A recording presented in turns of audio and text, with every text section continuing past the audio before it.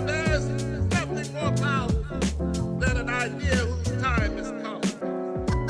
Yes, the idea of freedom, liberty, and justice for all.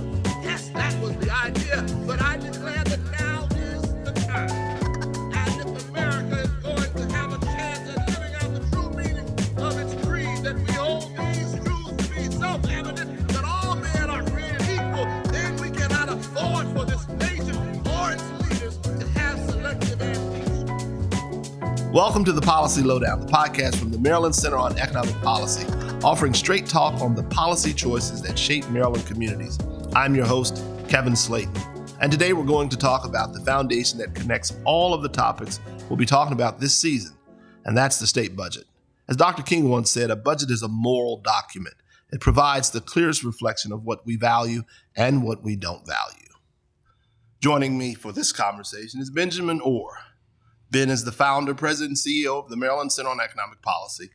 We'll be talking about how state policymakers decide how to use our shared resources, why it matters, and how you can help shape those priorities. We'll also talk about ways state budget decisions can help some communities while leaving others behind. But first, Ben, please tell us a little bit about yourself and the Maryland Center on Economic Policy. Thanks, Kevin. As you said, I'm the founder, president, and CEO of the Maryland Center, or as sometimes we call it MedCep or MDCEP. You might hear us use some of those acronyms. I founded MDCEP back in 2013 in the belief that every Marylander should be able to achieve their full potential in a healthy economy that offers a widely shared and rising standard of living. We are a nonprofit, nonpartisan think tank, and we do a lot of research, public education, advocacy, particularly around state budget, fiscal, and other economic issues that support that vision of broad prosperity. So why budgets? Why does so much of MedCep's work center on the state budget? State budgets are the foundation of thriving communities and really build up and form the basis of a thriving, healthy economy. All you have to do is look at the top areas of spending within the state's budget, education, healthcare, and transportation to get a sense of why that is. You know, federal, state, and local budgets work together, but the state level is the most often overlooked. I think a lot of times people pay attention to the decisions being made at their city council or county council level. But those decisions about what happens inside your kid's school, for example, they might be made at the county level, but without sufficient state investment in public education, the local government has fewer options. Decisions about how we use our shared resources also interact with the state's legacy of discriminatory policies. One example is the historical practice of redlining, where certain people were excluded from buying homes in certain areas, particularly Black people or Jewish people, for example. And there are links that we see even today in the budget choices that we make that you can look back and see they match the patterns of redlining back in the 19th and early 20th century. Well, it seems we've come a long way, yet we've still got quite a ways to go. But as you mentioned, the state budget doesn't always get as much attention as local or even federal decisions. Can you share a bit more about who makes decisions about the state budget and particularly how it gets made? Well, we're in a moment of flux right now, actually, with who makes decisions about the state's budget. For the last 100 years, Maryland's governor has been the most powerful in the country in terms of their power over the state budget compared to other governors. But that's about to change. The current process that we've operated under is that the governor works with their state agencies to develop the budget, and then the governor proposes the budget to the legislature. But all the legislature can do right now is make cuts to that budget. They can't add to that budget. And that's one of the reasons why you see a lot of the legislature using mandates because it's one of the few tools they have. They can't say in this year that we want you to spend more on education, for example, but they can pass a law that says in future years you must include an additional, say, 10% in the state's budget for education, and it must be allocated in this XYZ way. But that's about to change next year thanks to a decision voters made in a ballot referendum a few years ago. So starting in 2023, the governor will still be responsible for creating and introducing the budget, but the legislature will have the new power to not only make cuts to the governor's proposal, but also to add funding or add money to certain priorities that may differ from the governor's priorities around spending. And they'll still have to pass a balanced budget, just like we do now. The governor will have to introduce a balanced budget. This legislature will have to pass a balanced budget. That's written into our Constitution. That's not changing. But they'll have a lot more flexibility about how they can allocate money compared to what the governor proposes. The governor is also gaining one new power. The governor will be able to veto certain line items in the budget, and then the spending for that line item would revert to whatever the governor originally proposed, and the extra money would just go essentially into the state's savings account. What that means for those of us on the outside of Annapolis, the residents of Maryland, is that while in the past we have to advocate to state agencies and the governor, that can be tricky to get your message across without a big coordinated advocacy push. Those are big state agencies. The governor is paying attention to the entire state. It can be hard to attract their attention or gain leverage.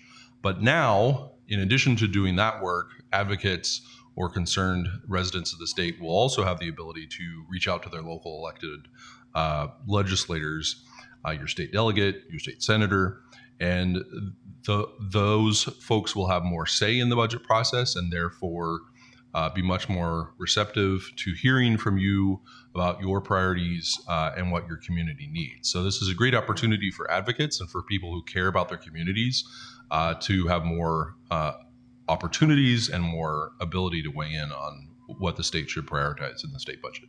That will make for a very interesting session.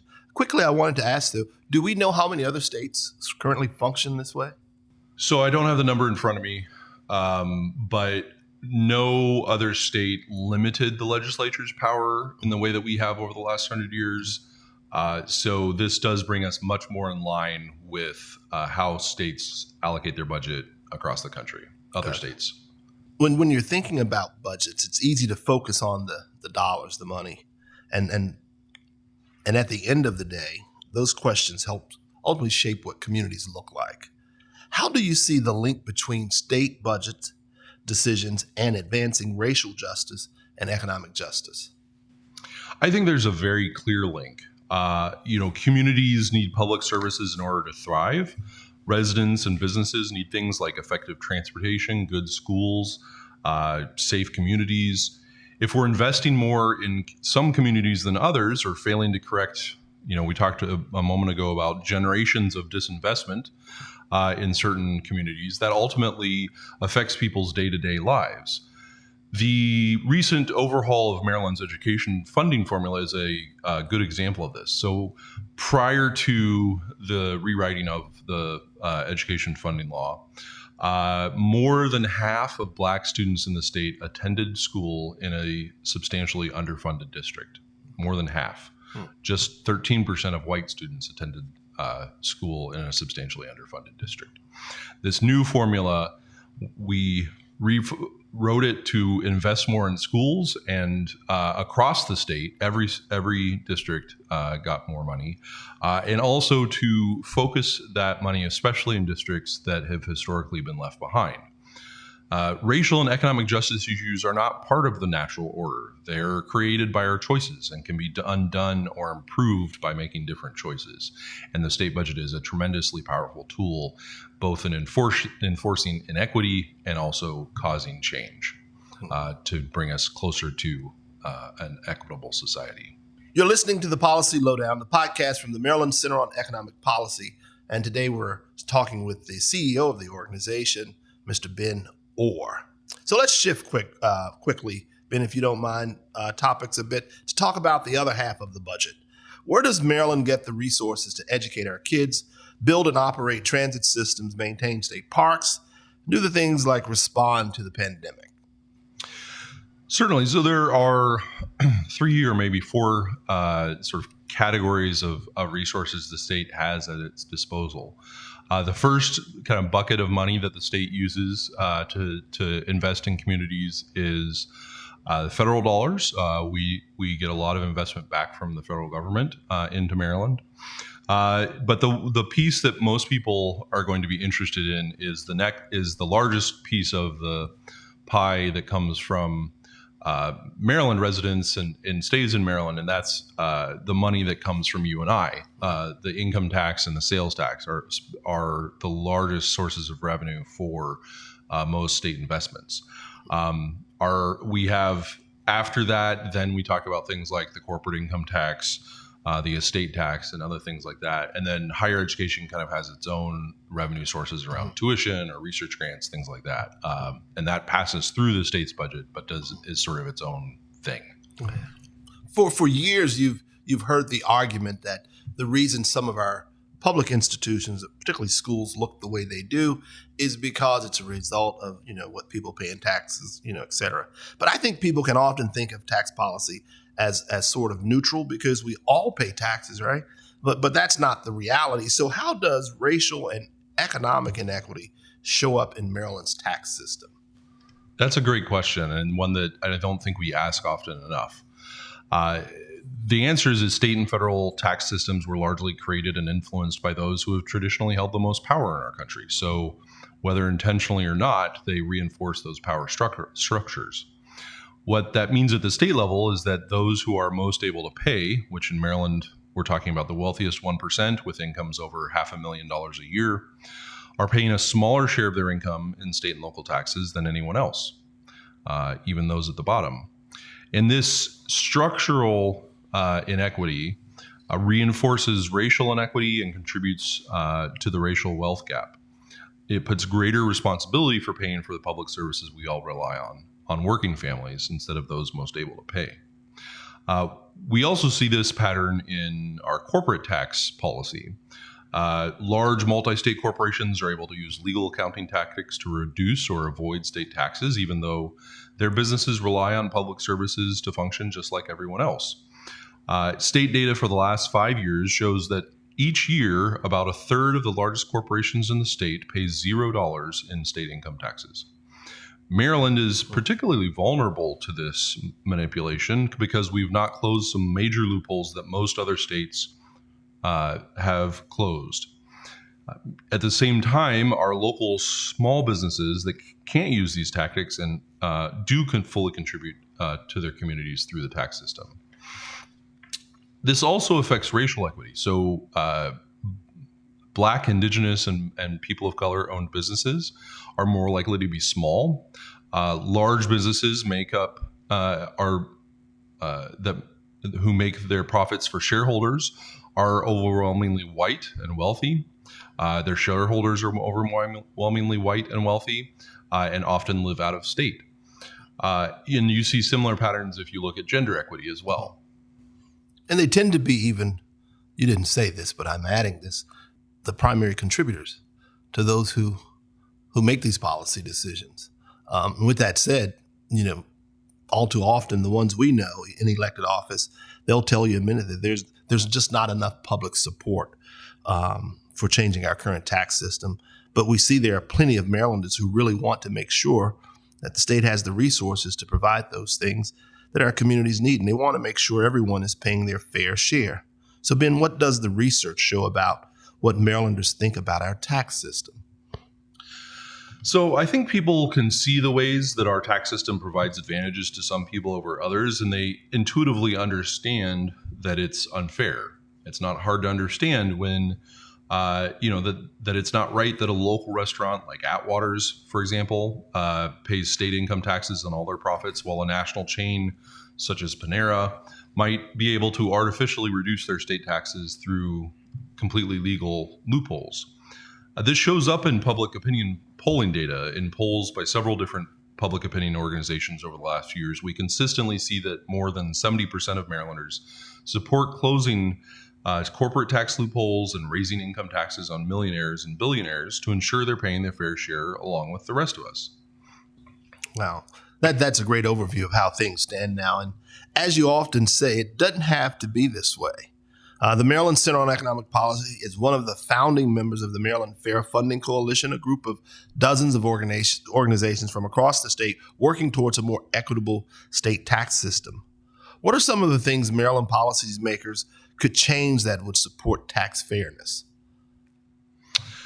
I think there are three main principles that I think about and that the Fair Funding Coalition focuses on when we think about how to reform our tax system here in Maryland. The first is that we should support local businesses by closing those corporate tax loopholes that only large, profitable multi-state corporations can take advantage of. The second is that we ought to create a fair income tax that addresses our upside-down tax code, and the income tax specifically is the most effective tool to address this. We, through mechanisms such as charging higher rates on income above $500,000 or $1 million. And the third principle would be to tax income from wealth like we do income from work by, for example, reinstating or putting teeth back into the state tax and addressing the ways that the income tax favors income earned from investments over income earned from a job. So those are the three principles that I think about when I think about what policies are needed. So bringing it back to where we started the initial conversation, how does our tax system affect what services people have in their communities? It has a direct impact. When we let the wealthy and powerful few hoard wealth rather than paying their fair share in taxes, that means the state doesn't always have enough resources to go around.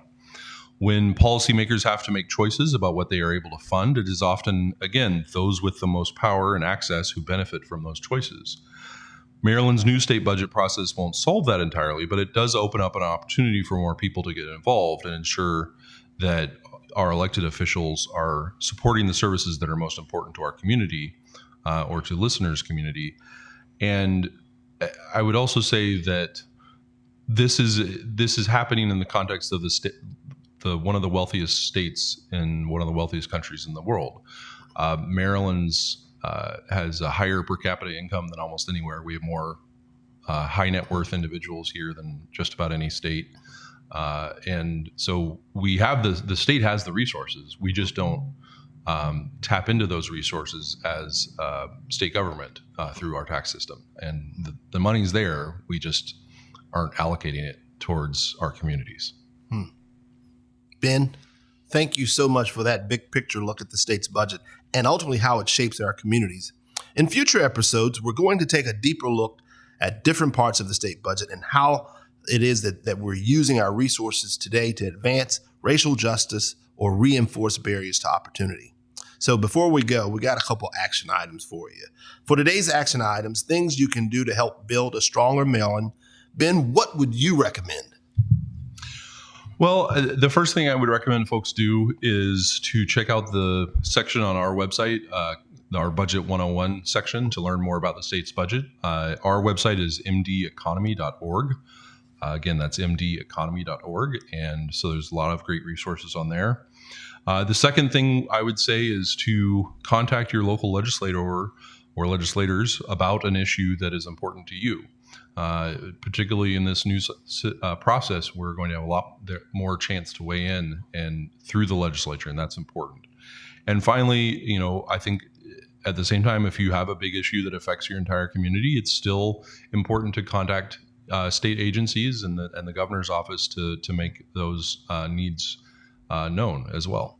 Again, Ben, thank you so very much for those excellent action item suggestions. I have one. It's simply go to fairfundingmd.org. That's fairfundingmd, one word, .org, to learn more about the Maryland Fair Funding Coalition and how you can support the fight for a fair tax system. Again, I want to thank my guest today, Mr. Ben Orr, the founder and CEO of the Maryland Center on Economic Policies. You can find our podcast archives and references from the episode at mdeconomy.org/policy-lowdown. That's mdeconomy.org/policy-lowdown. Lowdown. And while you're there, you can sign up for our email list, and you can also find the Maryland Center on Economic Policy at MD Economy on Twitter and Instagram, and MD Economic Policy on Facebook. Thank you for tuning in. We'll see you next time. Those that will stand up, call our nation back toward justice and righteousness, are often bashed or labeled as socialist and unpatriotic.